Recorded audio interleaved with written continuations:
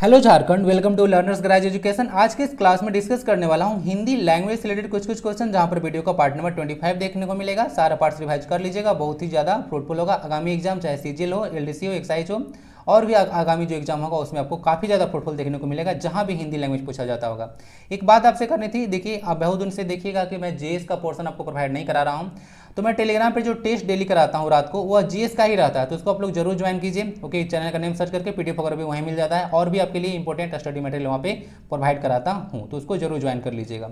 Okay, चलिए। और एक रिक्वेस्ट है, इसको जल्दी से जल्दी आप लोग ज्वाइन कर लीजिए। बहुत उम्दा लेवल का सब चीज़ चल रहा है। ओके, आपको मजा आ जाएगा, आपका नॉलेज बहुत ही ज़्यादा इनहेंस हो जाएगा। प्राइस में ज़्यादा नहीं रखा हूँ। ओके, इतना ज़्यादा मेहनत कर रहा हूँ ना कि इसका कोर्स का दाम तो लगभग 2000 तो कम से कम होना ही चाहिए था, लेकिन मैं इतना कम रखा हूँ ताकि एक्सेसिबल सबको हो सके। तो आप लोग इसको सोचिए मत, जल्दी से जल्दी ज्वाइन कर लीजिए। ओके, यूट्यूब पे सारा कोर्स देखने को मिलेगा। ओके, कोई भी एग्जाम हो जहाँ पे भी हिंदी और इंग्लिश से रिलेटेड क्वेश्चन आता होगा, तो उसमें आपको फायदा पहुँचाएगा। ओके, झारखंड के लिए स्पेशल है खासकर। ओके, चलिए, सारा चीज़ होगा, आप लोग को पता होगा, कर चुका हूँ। बारह बोल रहा हूँ ताकि आप लोग सब तक एक्सेसिबल होना चाहता हूँ, ठीक है, ताकि सब तक एक्सेसिबल हो सके, सब कोई पढ़ सके, सब कोई पढ़ सके। आज संधि का, अब क्लास छोड़ के मत जाइएगा, ठीक है ना, बहुत इंपॉर्टेंट चीज़ें हैं आज। आज संधि किसका एक अन्य नाम है? ओके, आज संधि किसका एक अन्य नाम है, बताइए। नाम सुने इसका? नाम तो सुना ही होगा स्वर संधि, व्यंजन संधि, विसर्ग संधि, या फिर इनमें से कोई नहीं? क्या होना चाहिए? तो देखिए, ये जो होता है अच संधि, इसका एक अन्य नाम है स्वर संधि। क्या है? स्वर संधि। तो कहीं इस प्रकार से दे दे, ओके, तो मत समझिएगा कुछ नया टाइप का संधि आ गया। 4 तरह का, 3 ही तरह का होता है, जिसमें स्वर संधि को ही अच संधि कहते हैं। संधि के टोटल 3 प्रकार होता है। जब दो वर्णों के मेल से विकार उत्पन्न होता है, 2 या 2 से अधिक नहीं, 2 वर्णों के मेल से जब विकार उत्पन्न होता है, तो उसको आप लोग क्या बोलते हैं? उसको बोलते हैं संधि। 2 वर्णों के मेल से जो विकार उत्पन्न होता है उसे संधि कहते हैं। और जब 2 शब्दों के मेल से नया शब्द बनता है उसे समास कहते हैं। दोनों में अंतर आपको पता होगा। संधि का भी संधि विच्छेद कर लीजिए, सम प्लस धी होता है। ओके, संधि। ये सब कुछ चीज़ें हो गया। स्वर संधि के टोटल 5 प्रकार है, इसको याद रख लीजिएगा, डायरेक्ट क्वेश्चन आते हैं, ठीक है। यन होता है, गुण होता है, आयादी होता है, दीर्घ होता है, और वृद्धि होता है। दीर्घ संधि को आप लोग हर्ष व संधि के नाम से भी जानते हैं, ठीक है, तो इसको थोड़ा सा याद रख लीजिएगा। आंसर इज स्वर संधि। संधि टोटल 3 प्रकार के होते हैं, क्या होते हैं बता दिया। संस्कार में कौन सा संधि है? संस्कार में कौन सा संधि है? दीर्घ संधि, व्यंजन संधि, विसर्ग संधि, या फिर गुण संधि? यहाँ से देखने को मिलेगा गुण और दीर्घ संधि तो दोनों स्वर संधि का प्रकार है ना, और बाकी व्यंजन और विसर्ग तो 2 होता ही है। तो संस्कार में कौन सा संधि है? तो संस्कार का थोड़ा संधि विच्छेद कीजिए, तो सम प्लस कार। क्या होगा? सम प्लस कार। देख रहे हैं यहाँ पे, सम प्लस कार। यहाँ भी व्यंजन, यहाँ भी व्यंजन, तो व्यंजन व्यंजन के मेल से विकार उत्पन्न होता है, तो व्यंजन संधि हो जाता है। बात समझ में आ रहा है? आप लोग जल्दी ज्वाइन कर लीजिए। आप लोग का देखिए, मैं बहुत इंपॉर्टेंट चीज़ वहाँ पे भी प्रोवाइड करा रहा हूँ, ठीक है। उसके बाद सबसे इंपॉर्टेंट टॉपिक मैं संधि प्रोवाइड कराऊंगा। वर्ण के बाद मैं सीधे संधि पे जाऊँगा, क्योंकि संधि से बहुत क्वेश्चन आता है। और समाज का थोड़ा सा अलग से मैं पढ़ा चुका हूँ आप लोग को, लेकिन वहाँ पे थोड़ा सा और उम्दा लेवल का पढ़ाऊंगा, ठीक है, थोड़ा और मटेरियल ऐड करके। तो यहाँ पे व्यंजन संधि होगा, क्या होगा? व्यंजन संधि होगा सम प्लस कार। क्या होगा? सम प्लस कार संस्कार। कुछ देख लीजिए यहाँ से, व्यंजन संधि क्या होता है कि जब व्यंजन में कोई व्यंजन या स्वर मिलने से जो विकार उत्पन्न होता है, तो वहाँ पे व्यंजन संधि होता है। जैसे सम प्लस कार संस्कार हो गया, सम प्लस की कृति हो गया आपका संस्कृति, और सम प्लस कृत हो गया संस्कृत। क्या हो गया? संस्कृत हो गया। यहाँ पे लिखना चाहिए था, इसको पीडीएफ में प्रोवाइड करा दूंगा, ठीक है। यहाँ पे संस्कार होगा, सम प्लस कृति संस्कृति, और सम प्लस कृत संस्कृत। ओके, ये सब आप प्रोवाइड करा दूंगा, ठीक है। तो आपको समझाते हैं यहाँ पे। आंसर क्या हो गया? आंसर हो गया व्यंजन संधि। समझ गए? संस्कार में सम प्लस कार, यहाँ भी व्यंजन, यहाँ भी व्यंजन, दोनों जगह व्यंजन। व्यंजन व्यंजन के मिल से ये जो नया शब्द, नया विकार उत्पन्न होगा, ओके, तो क्या बोलेंगे इसको? उसको बोलेंगे हम लोग व्यंजन संधि। व्यंजन के साथ स्वर भी ऐड होता है कभी कभी, कोई जरूरी नहीं है कि व्यंजन के साथ व्यंजन ही ऐड होगा। निम्न में रेखांकित पद की पहचान कीजिए। जो पद है, ठीक है, रेखांकित पद, उसका पहचान करना है। अगर आपका जज्बा मजबूत है तो भौतिक संसाधन की कमी कभी आपके रास्ते नहीं आएगी। कहा जाता है कि जैसे सुने होंगे कि अगर आपका जज्बा मजबूत है, क्या है? जज्बा मजबूत है, तो आप कम रिसोर्सेज में भी बहुत सारा काम कर सकते हैं। कम रिसोर्सेज में भी बहुत सारा काम करते हैं। किसी इंसान को 100 को बुक दे दीजिए, फिर भी वो नहीं पढ़ पाएगा, लेकिन एक पढ़ के कोई देखिएगा पूरा एग्जाम क्लियर कर लेगा। क्यों? क्योंकि उसके पास जज्बा वगैरह है, ठीक है, वो किसी न किसी तरह से अपना जुगाड़ बैठा ही लेगा। होनहार बीरवान के होते चिकने पात, आप लोग नाम सुने होंगे। ओके, तो जज्बा अगर मजबूत रहेगा तो कोई भी चीज़ आपके रास्ते नहीं रोक पाएगी। आपको पता होगा, बहुत सारा एग्जाम्पल आपके सामने, एपीजे अब्दुल कलाम वगैरह कैसे कैसे है, नरेंद्र मोदी जी कैसे कैसे बने हैं, पढ़िएगा इन लोग के बारे में थोड़ा, कैसे कैसे आते हैं। तो यही है कहानी कि आपका अगर जज्बा मौजूद है तो भौतिक संसाधन की कमी कभी आपके रास्ते नहीं आएगी। यहाँ जो अंडरलाइन वर्ड है और हाईलाइटेड भी है यहाँ से, भौतिक। तो भौतिक जो है से पद क्या है?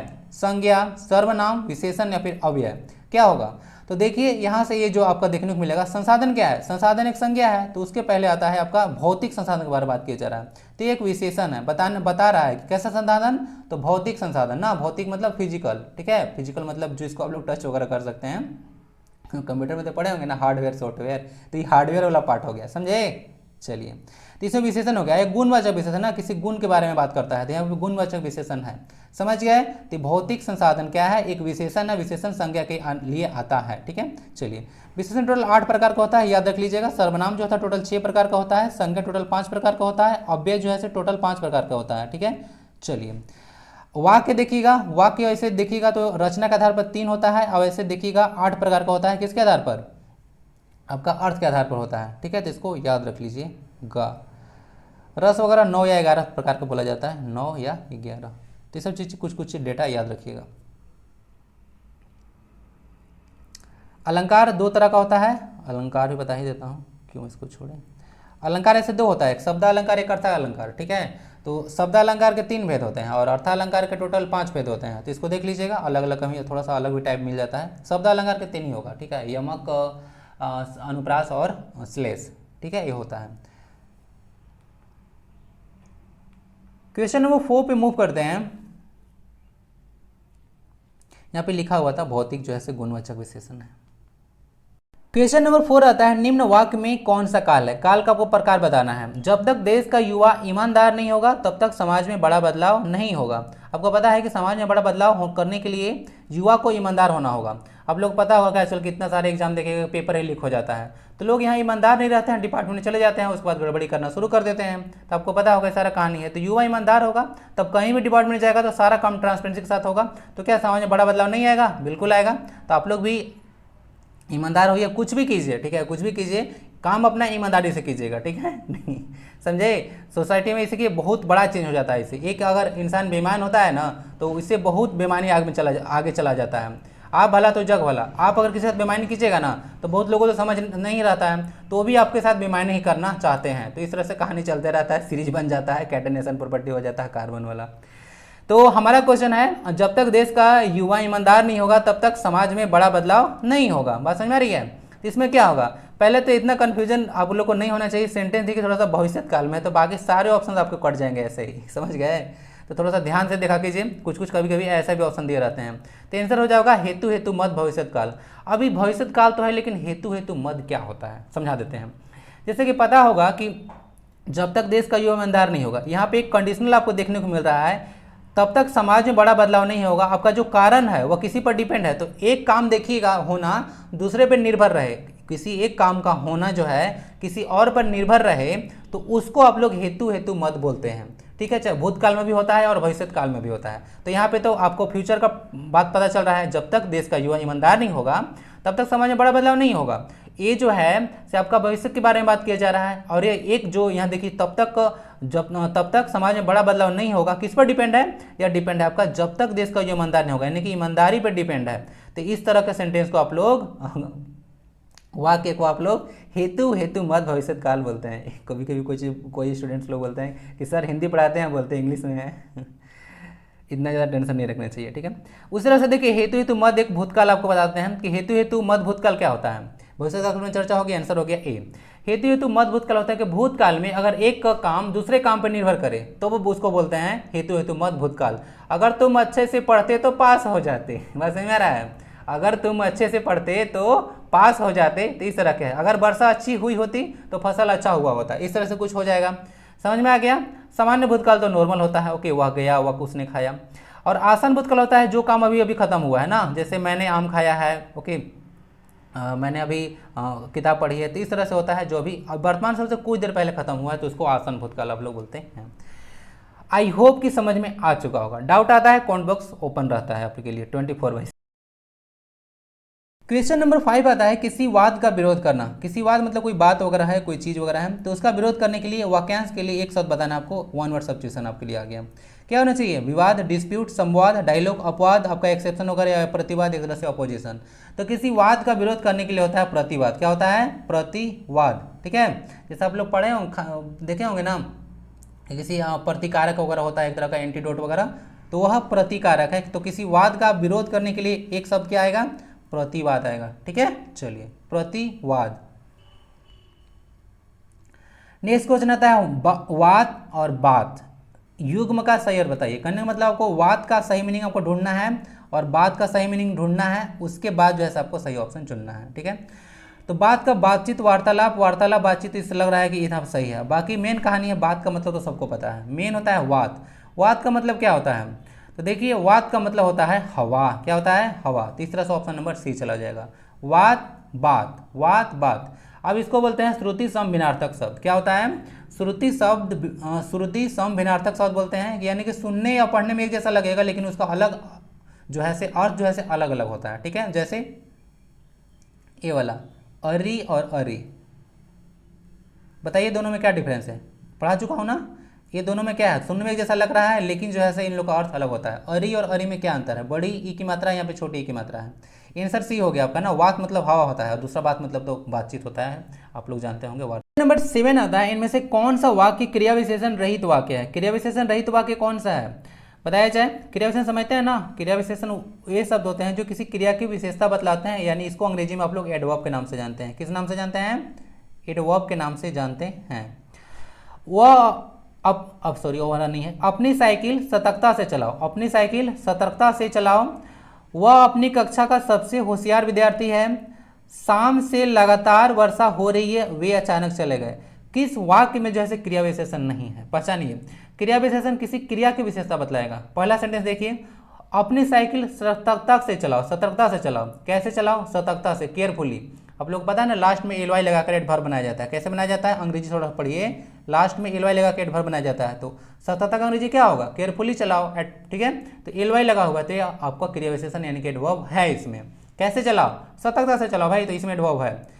शाम से लगातार वर्षा हो रही है। अब ध्यान दीजिएगा ना, कहीं कहीं लगातार देगा तो लागा नहीं होता है, लगातार होता है। याद देखिएगा, ये गलत होता है लगातार। तो ऐसे ऐसे कभी आपको शुद्धवर्ती वाले शब्द में छाट देने के लिए दे देंगे। ठीक है, तो क्या हो गया? लगातार होता है। तो बात कर रहा था, शाम से लगातार वर्षा हो रही है। क्या हो रही है? वर्षा हो रही है। कैसे वर्षा हो रही है? लगातार चल रहा है, से चल रहा है, रुकने का नाम ही नहीं ले रहा है। और वे अचानक चले गए। कैसे चले गए? अचानक, यानी कि सडनली। ये लगातार ही मतलब होता है आपका कॉन्स्टेंटली हो रहा है वर्षा, बिना रुके हुए, अनवरत। लगातार मतलब अनवरत। तो ये सारे शब्द जो है किसी न किसी को क्वालिफाई कर रहे हैं। चले जाना, कैसे चले गए, उसको क्वालिफाई कर रहा है। यहाँ पे वर्षा होने को क्वालिफाई कर रहा है कि लगातार वर्षा हो रही है। तो सब में देखिए कुछ न कुछ को, किसी वर्ब को क्वालिफाई कर रहा है सब वर्ड्स। तो इसमें क्रिया विशेषण है। जो ऑप्शन नंबर बी देख रहे हैं इसमें क्रिया विशेषण नहीं है। विद्यार्थी एक संज्ञा है, आपको पता होगा। स्टूडेंट। होशियार क्या होता है? होशियार होता है एक इंटेलिजेंट बोलते हैं आप लोग। ये क्या है?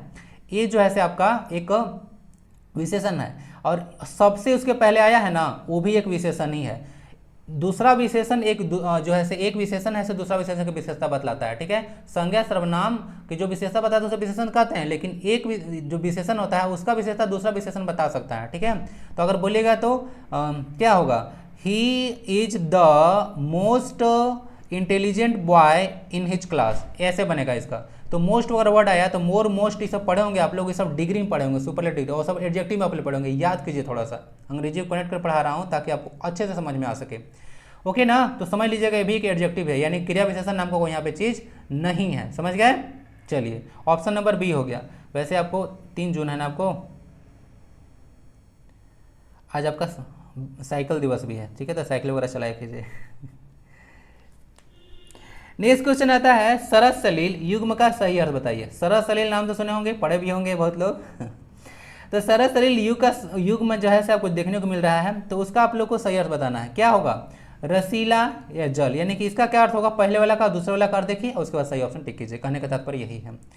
रसीला जल, मोहक पानी, महिला अम्बु या प्रसन्न या फिर तोय, क्या होना चाहिए? देखिए, सलील का मतलब होता है जल। क्या होता है? सलील मतलब होता है जल।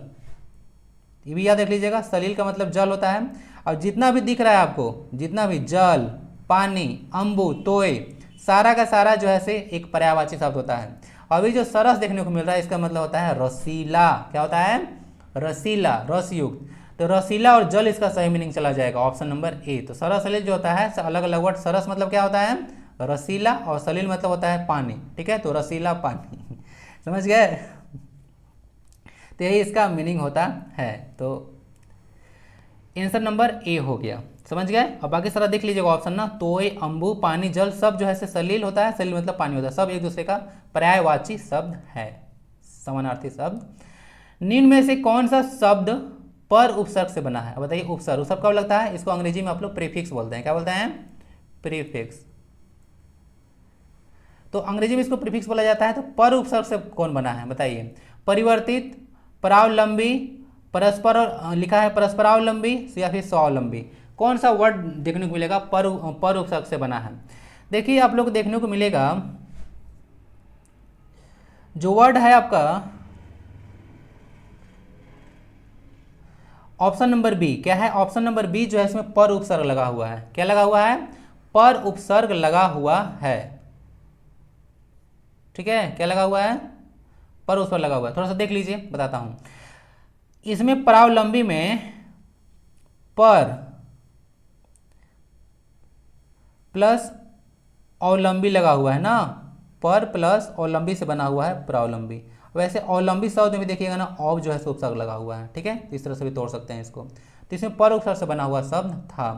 परिवर्तित में थोड़ा सा देख लीजिए, परिवर्तित शब्द है ना, देखिए परिवर्तित को, परिवर्तित, देखिए इसमें परि उपसर्ग है आपका। ठीक है, वर्त इसमें मूल शब्द है ना, परिवर्त में जो है मूल शब्द है वर्त, और इसमें आपका छोटी ई की मात्रा लग जाएगा ना, इत, परिवर्तित। तो ये बन गया आपका। उसी प्रकार से परस्पर लंबी में देखिएगा, परस्पर क्या होगा?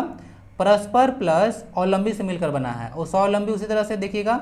ओके, स्व प्लस अवलंबी से मिलकर बना है स्वावलंबी।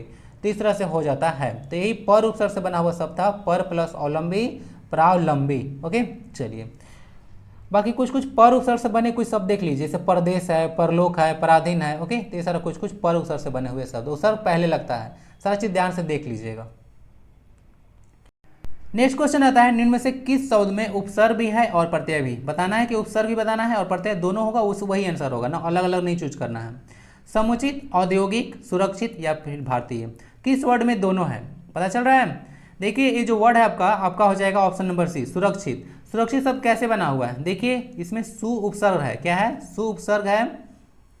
उसके बाद रक्ष लगा हुआ है, रक्ष हलंत होगा, प्लस में इत प्रत्यय लगा हुआ है इसमें, छोटी ई की मात्रा। क्यों? क्योंकि इसमें हर्षिकार है, पता ठीक है ना, हर्षविकार है। तो सुरक्षित दोनों देखिएगा यहाँ पे उपसर्ग भी है और प्रत्यय भी, तो आपका आंसर सी हो जाएगा। बाकी समुचित देख लीजिएगा कैसे बनता है। समुचित का सम जोड़ उचित, सम जोड़ उचित, समुचित बन गया, सम उपसर्ग। औद्योगिक में उद्योग प्लस इक लगा हुआ है ना, तो इक प्रत्यय से बना हुआ है, उद्योग मूल शब्द है। सुरक्षित देख लिया आपने, रक्ष इसमें मूल शब्द था, 6 में हलंत है ना, हलंत ऐसे यहाँ पर नहीं पढ़ रहा था। ओके, इसको प्रोवाइड करा दूंगा आपको। भारतीय में भारत मूल शब्द है, उसमें बड़ी ई ये प्रत्यय लगा हुआ है। ध्यान दीजिएगा, भारतीय बहुत इंपॉर्टेंट है, इसमें बड़ी ये प्रत्यय लगेगा। ऑप्शन में छोटी ये रहेगा, मत लगाइए, क्योंकि यहाँ भारतीय में सही जो शुद्ध वर्तनी होता है भारतीय का, तो में बड़ी ई की मात्रा होता है। ओके, छोटी छोटी चीज़ का ध्यान रखिए। ठीक है, ज़्यादा महान काम करना नहीं है एक बार में, छोटी छोटी चीज़ जो है लाइफ में संवारते जाइए, बड़ी बड़ी चीज़ें स्वयं व्यवस्थित होते चली जाएगी, यही रूल है लाइफ का। नेक्स्ट क्वेश्चन चलते हैं, क्वेश्चन नंबर 12। निम्न में से कौन सा शब्द हमेशा एक वचन में प्रयुक्त होता है? कौन सा शब्द है जो हमेशा एक वचन में होता है? जनता, जनसंख्या, सोना या इनमें से सभी? देखिए इसका आंसर होगा इनमें से सभी। आपको देखिएगा संस्कृत में तो 3 वचन होते हैं, संस्कृत में 3 वचन होते हैं, लेकिन जहाँ भी हिंदी के बारे में बात आता है तो हिंदी में 2 ही वचन होता है, जो आता है आपका एक वचन और बहुवचन, बस। ये सारे शब्द एक वचन में होता है, तो इनमें से सभी जो है से एक वचन होता है। जनता, जनसंख्या, ये सब तो देख रहे होंगे आप लोग, सोना वगैरह। कुछ कुछ चीज़ याद रख लीजिएगा, जितना भी आप लोग पढ़े होंगे, जैसे कि द्रववाचक संज्ञा, द्रव्यवाचक संज्ञा और भाववाचक संज्ञा, ये सब क्या होता है? ये सब होता है अनकाउंटेबल नाउन, और अनकाउंटेबल नाउन हमेशा सिंगुलर नंबर में यूज होता है, यानी कि एक वचन में प्रयोग होता है। जैसे बारिश वगैरह हो गया, दूध, आकाश, घी, जवानी। जवानी क्या है? एक तरह का आपका एब्स्ट्रैक्ट नाउन है, यानी कि भाववाचक संज्ञा है। ठीक है, समझ गए? चलिए, तो इनमें से सभी हो जाएगा। तो इस तरह कुछ कुछ चीज़ होता है जो कि हमेशा एक वचन में होता है, कुछ कुछ हमेशा बहुवचन में भी होता है। ओके, यह द्रव्य और द्रव में क्या अंतर है बताया था? द्रव और द्रव्य, देखिए ये द्रव जो होता है ना, ये द्रव, इसका मतलब होता है लिक्विड। क्या होता है? लिक्विड। और ये द्रव जो होता है ना, इसका मतलब होता है मैटर। क्या होता है? इसका मतलब होता है मैटर। ओके, ये होता है, समझ गए? चलिए क्वेश्चन नंबर 13 आता है, इनमें से किसमें उदाहरण चिन्ह का प्रयोग किया हुआ है? उदाहरण चिन्ह समझते हैं, बता देते हैं आज। उदाहरण चिन्ह किसमें प्रयुक्त हुआ है पहले बताइए आंसर। माँ ने कहा बेटा सदा उन्नति करो। वाह कितना मजा आ रहा है। तुम्हारी कसरत सब से शुरू होती है, सॉरी यहाँ कब होगा, कब से शुरू होती है? पद्म भूषण महेंद्र सिंह धोनी, ठीक है, यानी कि बताना है। यहाँ पे देखिएगा दोनों जो है यहाँ पे कुछ के अंदर रखा हुआ है ना, थोड़ा कुछ चिन्ह के अंदर रखा हुआ है, थोड़ा सा ध्यान से देखिएगा। तो देखिए यही आपका ऑप्शन नंबर डी हो गया ना, क्या हो गया, ऑप्शन नंबर डी हो गया। इसी में उदाहरण चिन्ह का है। इसको सिंगल और डबल वाला जो होता है उदाहरण चिन्ह होता है। उदाहरण चिन्ह क्या होता है, देखिए अगर किसी स्टेटमेंट को, अगर कोई स्टेटमेंट है, कोई चीज़ है, उसको आप चेंज नहीं करना चाहते हैं, किसी भाषा में कोई चीज़ लिखा हुआ है तो उसको आप यथावत स्थिति में अगर कहीं पे लिखना चाहते हैं तो वहाँ पे उदाहरण चिन्ह का यूज किया जाता है, वहाँ पे उदाहरण चिन्ह का यूज किया जाता है। तो पद्म भूषण क्या है, कहीं से उठाया हुआ वर्ड है, इसको बिना चेंज किए हम लोग लिखे हैं, क्या है, बिना चेंज किए हुए लिखे हैं, तो इसलिए उदाहरण चिन्ह है। बाकी इसमें माँ ने कहा बेटा सदा उन्नति करो, इसमें योजक चिन्ह है, ये देखिए हाइफन है। वाह कितना मजा आ रहा है, इसमें एक्सक्लेमेशन मार्क्स है और इसमें इंट्रोगेशन मार्क्स है, ठीक है, प्रश्नवाचक चिन्ह है। समझ गए, तो यह उदाहरण चिन्ह होता है, इसको याद रखिएगा। क्या है उदाहरण चिन्ह, ए वाला चिन्ह एक सिंगल ब्रैकेट डबल ब्रैकेट, इस उदाहरण चिन्ह होता है। किसी स्टेटमेंट को आप चाहते हैं कि चेंज ना करें तो यथावत स्थिति में उसको लिखने के लिए किया जाता है, ठीक है। जैसे कि थोड़ा सा इंग्लिश अगर बात करें, जैसे रेन एंड मार्टिन बुक है, रेन एंड मार्टिन बुक तो नाम सुने होंगे, तो उसमें देखिएगा तो कहीं भी उदाहरण चिन्ह वगैरह का यूज नहीं करता है, सारा वर्ड को इटैलिक कर दिया है ना, जितना भी वर्ड्स रहता है उसको जहाँ पे उदाहरण यूज करना होता है उसको इटैलिक करके लिख दिया गया है वहाँ पे, ठीक है। तो कुछ कुछ अलग तरीका होता है, आप लोग को मालूम होगा। ओके, तो यही उदाहरण चिन्ह है। जैसे कि आप लोग को कुछ बताता हूँ, जैसे आप लोग अंग्रेजी में सुने होंगे a thing of beauty is Joy for ever, क्या होगा, a thing of beauty is Joy for ever, कौन बोले हैं, जॉन किट्स के द्वारा स्टेटमेंट है। तो इस स्टेटमेंट को आप कहीं अगर किसी के समक्ष बोलिएगा तो उसको लिखिएगा तो इसको उदाहरण चिन्ह के अंतर्गत आपको रखना पड़ेगा, बात समझ में आ रहा है, क्योंकि किसी के द्वारा लिखा हुआ चीज़ है, आप उसको चेंज नहीं कर रहे हैं, बात समझ में आ रहा है।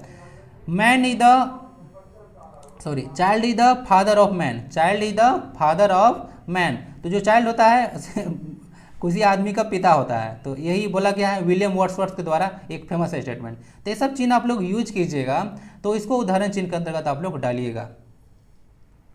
Option number D. Next question, इनमें से कौन सी भाषा उसके बोली से सही से सुमेलित नहीं है?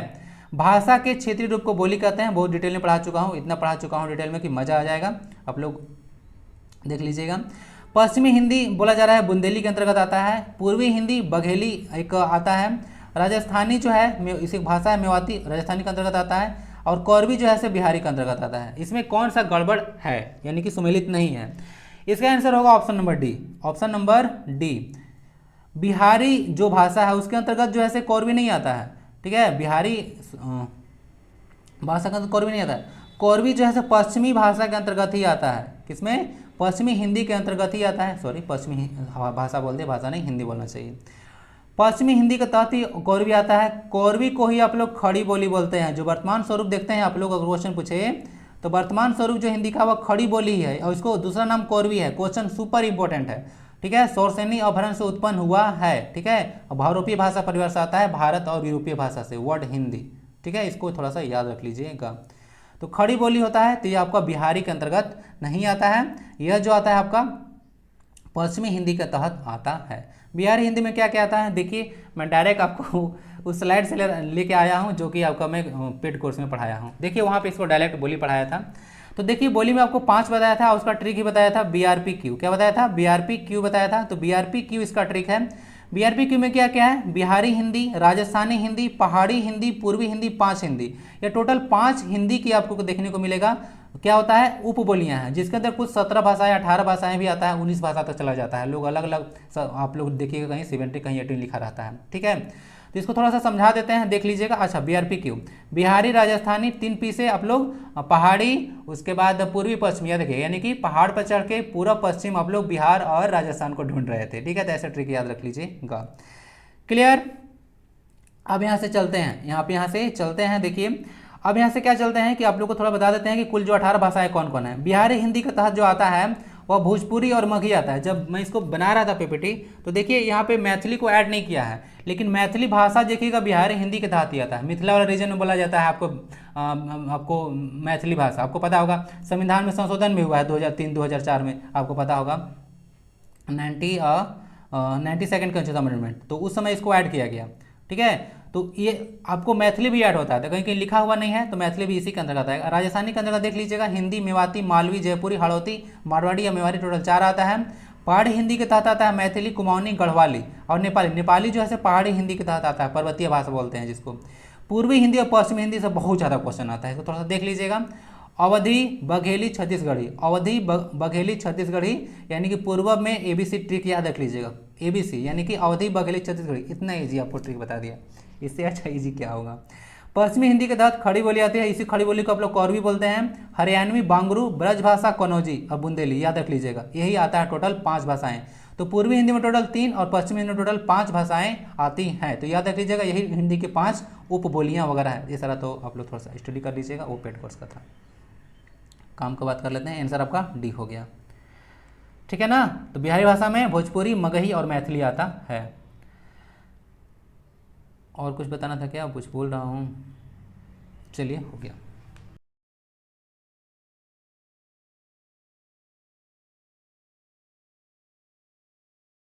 क्वेश्चन आता है, देवनागरी लिपि किस लिपि से उत्पन्न हुई है। बताना है कि देवनागरी लिपि किस लिपि से उत्पन्न हुआ है। इसका एक और नाम है, अभी नहीं बताऊंगा, आप लोग सोचिए कौन सा लिपि है, लास्ट में बताऊंगा। मेरा कोई गारंटी नहीं रहता है, बोल भी जाता हूँ, लेकिन आज नहीं बोलूंगा।